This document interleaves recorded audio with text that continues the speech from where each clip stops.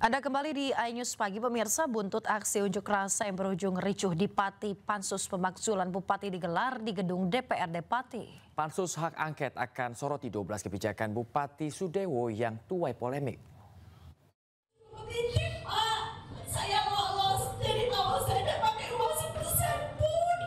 Mantan karyawan RSUD Suwondo Pati turut dihadirkan dalam rapat hak angket terkait kebijakan Bupati Sudewo di ruang banggar DPRD Pati Kamis siang.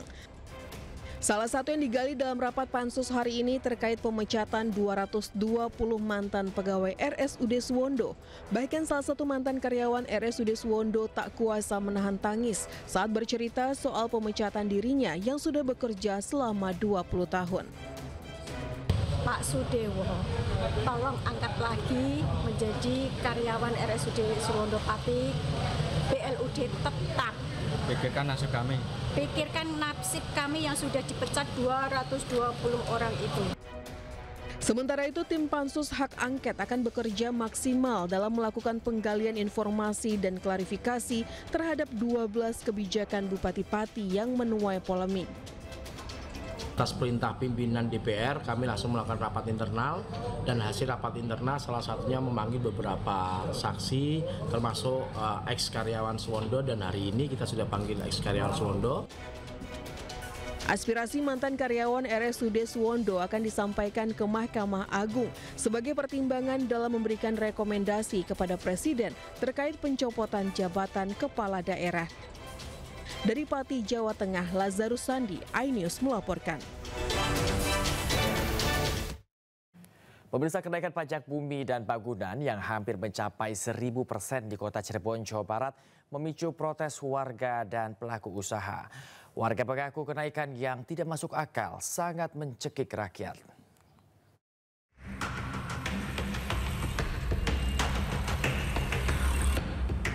Kenaikan pajak bumi dan bangunan di kota Cirebon, Jawa Barat hampir mencapai 1000%. Kenaikan pajak ini membuat warga dan pelaku usaha protes dan keberatan. Seorang warga mengaku adanya tagihan pajak 2024 sebesar 65 juta, padahal tahun sebelumnya hanya 6.300.000 rupiah. Warga menilai kenaikan pajak ini tidak masuk akal, apalagi di tengah kondisi ekonomi masyarakat yang belum pulih pasca pandemi. Menanggapi protes warga, pemerintah kota Cirebon menyebut kenaikan tidak sampai 1000%. Kendati demikian, pihaknya saat ini tengah mengevaluasi untuk mencari jalan keluar yang lebih adil. Dari PBB nah, itu kan kita nggak ngerti, makanya kami komplain. Kami nyampaikan ke beliau supaya masyarakat Cirebon itu tidak resah. Nah, kita minta supaya itu ditinjau kembali. Alasannya karena sudah ada perda. Saya bilang kalau hanya perda kan bisa dirubah. Ada apa? Ya kenaikan ada tapi tidak sampai 1000%. Nah tapi dari tidak 1000% itu saya sudah kaji ulang. Ya maklum saya kan baru 5 bulan bekerja. Tapi saya akan melakukan proses yang cepat kan itu ya. Sehingga insya Allah mudah-mudahan sih kita bisa ada formulasi yang bagus yang sehingga bisa mendapatkan PDB tersebut. Sementara itu DPRD Kota Cirebon memastikan revisi Perda PBB segera dilakukan. Dari Cirebon, Jawa Barat, Miftahudin, iNews melaporkan. Pemirsa, ternyata kenaikan pajak bumi dan bangunan tidak hanya terjadi di Pati. Sejumlah daerah menaikkan PBB-nya lebih dari 100%. Saya tidak mau dengan protes, Pak. Saya sudah protes. Ya, saya tidak mau tawar-menawar, saya bukan. Di Jombang, Jawa Timur, kenaikan PBB mencapai 400%. Warga pun mulai bersuara. Fatah Rohim, warga desa Pulau Lor, Kabupaten Jombang, Jawa Timur ini protes dengan membayar pajak menggunakan 1 galon penuh uang koin.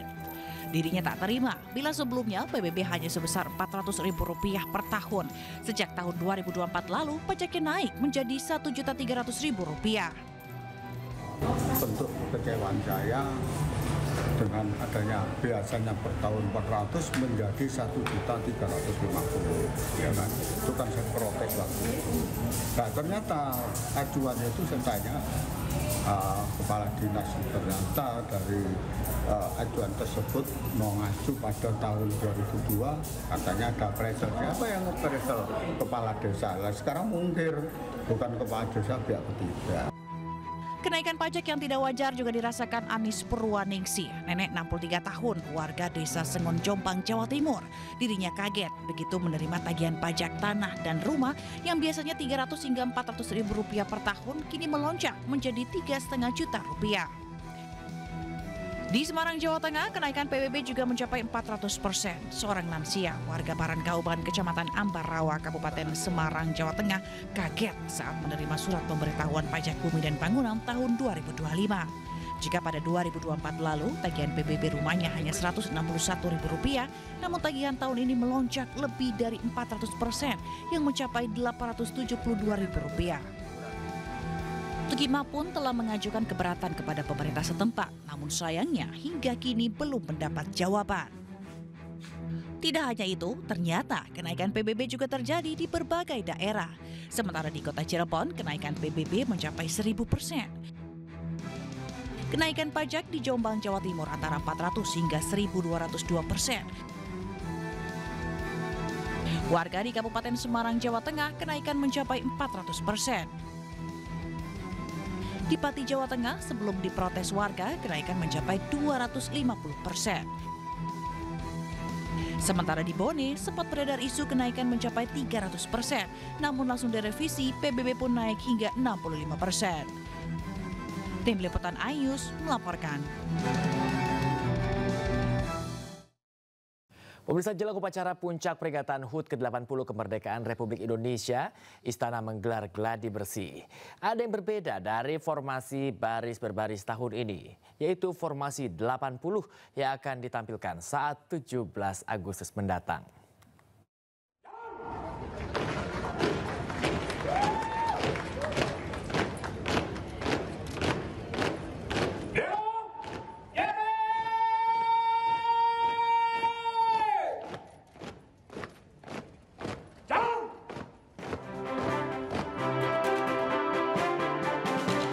Gladi bersih dimulai sekitar pukul 8 pagi di halaman Istana Merdeka Jakarta, diikuti pasukan gabungan TNI Polri serta calon paskibraka dengan seragam lengkap.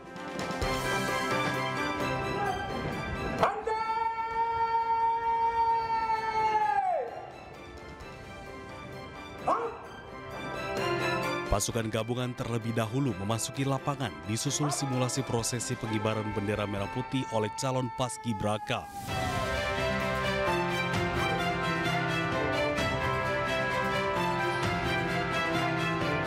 Ada yang berbeda dalam gladi bersih tahun ini, yakni formasi baris berbaris calon paskibraka yang membentuk angka 80 melambangkan usia kemerdekaan Indonesia.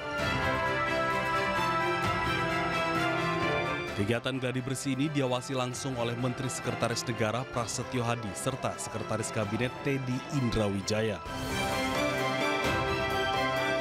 Secara umum hampir semuanya sudah. Kalaupun ada evaluasi ya penyempurnaan saja. Tapi secara umum mulai dari prosesi kirap, ya, kemudian peringatan detik-detik proklamasi, termasuk adanya penampilan-penampilan baik yang menghibur di Istana Merdeka maupun atraksi-atraksi dari TNI Angkatan Udara, semuanya sudah berjalan sesuai dengan yang kita skenariokan.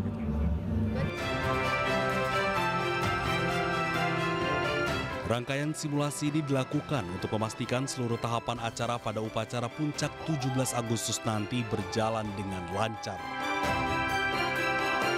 Dari Jakarta, Yasmin Atania, Novan Dwi Kusuma, Ayus melaporkan. Pemirsa, masyarakat antusias mengikuti upacara peringatan HUT ke-80 kemerdekaan Republik Indonesia di Istana Merdeka, Jakarta. Ribuan warga dari berbagai kota rela antri mengambil undangan fisik sesuai dengan jadwal yang telah ditentukan.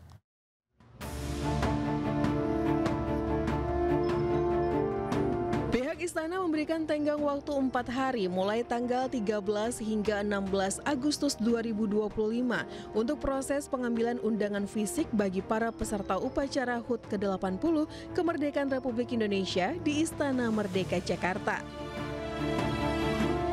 Ribuan warga dari berbagai kota di Indonesia sabar mengantri di Gedung Krida Bakti, Kompleks Istana untuk menukar tiket. Mereka sangat antusias turut berpartisipasi dalam peringatan HUT RI ke-80 di Istana Merdeka pada 17 Agustus mendatang. Sekitar 1 jam. Ya, perasaannya senang banget pastinya karena warnya susah banget. Dari hari pertama itu saya baru dapat hari terakhir dan itu sampai war ke 3 HP, laptop, nah itu baru dapat cuma 1. Antri di sini hampir 1 jam sih karena antriannya udah mencapai 1.800 lebih tadi. Proses mendapatnya sangat sulit ya, saya sendiri aja ngewar sampai 5 HP 2 laptop yang tembus cuma 1. Di tahun ini peserta upacara HUT ke-80 kemerdekaan Republik Indonesia di Istana Merdeka mencapai 16.000 orang. Jumlah tersebut terbagi dalam 2 sesi, sebanyak 8.000 orang menghadiri upacara peringatan detik-detik proklamasi kemerdekaan RI pada pagi hari. Dan 8.000 orang lainnya mengikuti upacara penurunan bendera merah putih pada sore hari.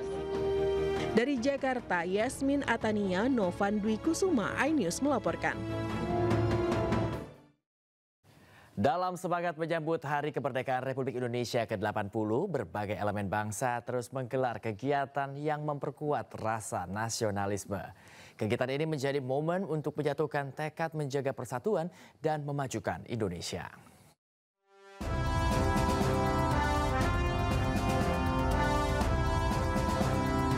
Jelang peringatan Hari Kemerdekaan Republik Indonesia ke-80, berbagai elemen masyarakat hingga organisasi kepemudaan menggelar kegiatan untuk mempererat persatuan dan meneguhkan semangat kebangsaan. Di Jakarta, ratusan warga lintas agama dan kalangan mengikuti kegiatan bela negara yang diinisiasi Kementerian Pertahanan RI bersama Badan Musyawarah Antar Gereja Nasional untuk menumbuhkan cinta tanah air dan memperkuat ketahanan nasional. Peserta mendapat pembekalan nilai-nilai dasar bela negara, wawasan kebangsaan, serta tantangan geopolitik yang dihadapi Indonesia. Pentingnya peningkatan bela negara, yang mana bela negara ini merupakan kewajiban bagi setiap kementerian dan lembaga dalam pembinaan kesadaran bernegara. Tentunya dalam menyongsong menuju Indonesia Emas. Sehingga pembinaan kesadaran bernegara ini harus selalu sering dilakukan. Senada, sejumlah organisasi mahasiswa yang tergabung dalam Cipayung Plus juga menyatakan dukungan terhadap persatuan dan kemajuan bangsa melalui deklarasi 8 butir sikap. Deklarasi meliputi penguatan politik luar negeri bebas aktif, pembukaan lapangan kerja lewat industrialisasi, ketahanan pangan, hingga pemanfaatan bonus demografi. Sebagai anak muda, kita harus terus mendorong negara Indonesia untuk sejahtera dan berdaulat. Dan sebagai anak muda juga kami mendorong pembangunan di seluruh Indonesia, mulai dari Sabang sampai dengan Merauke. Melalui sinergitas lintas sektoral, kegiatan dan deklarasi ini diharapkan mempererat persaudaraan serta memperkokoh keutuhan dan kemajuan Indonesia. Dari Jakarta, tim liputan iNews melaporkan. Pemirsa, untuk memeriahkan HUT ke-80 RI, warga di Bogor, Jawa Barat dan Jepara, Jawa Tengah kompak membentangkan bendera merah putih raksasa. Aksi ini tak hanya memecahkan rekor dan melibatkan ribuan peserta, tetapi juga menjadi simbol persatuan dan semangat patriotisme.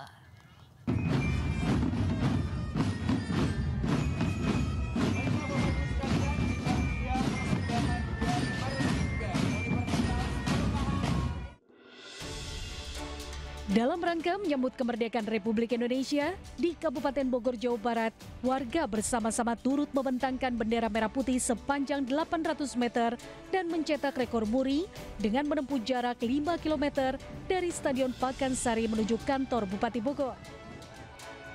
Bendera tersebut dibawa ratusan prajurit TNI, Polri, ASN, siswa-siswi sekolah, serta masyarakat umum. Kegiatan ini bukan hanya semata membentangkan bendera terpanjang. Diharapkan dengan adanya kegiatan kirap merah putih dapat memupuk rasa patriotisme kepada para pejuang, sekaligus untuk menjaga kebersamaan antar masyarakat. Di mana kita menjemput bendera pusaka yang ada di Kabupaten Bogor, tepatnya di Desa Malasari, Kecamatan Rangili, bendera pusaka tersebut dikirap dari satu kecamatan ke kecamatan lainnya.